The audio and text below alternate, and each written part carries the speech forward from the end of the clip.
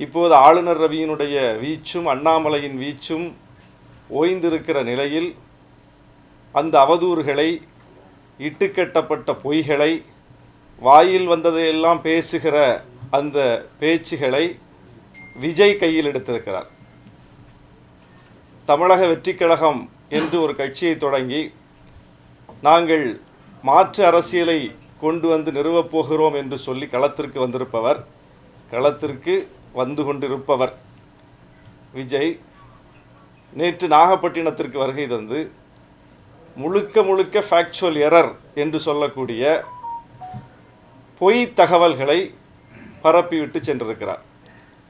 நாகப்பட்டினத்தில் நிறைவேற்றப்பட்டிருக்கிற திட்டங்கள் குறித்து எந்த விதமான ஆய்வையும் செய்யாமல், அங்கே மக்களுடைய நீண்டகால கோரிக்கைகள் கடந்த 4.5 ஆண்டுகளில் எந்த அளவுக்கு நிறைவேற்றப்பட்டிருக்கின்றன என்பதை பற்றிய எந்த விதமான அடிப்படை புரிதலும் இல்லாமல் வன்மத்தோடும் பொய்யை சொல்ல வேண்டும் என்றும் சொல்லியிருக்கிறார்.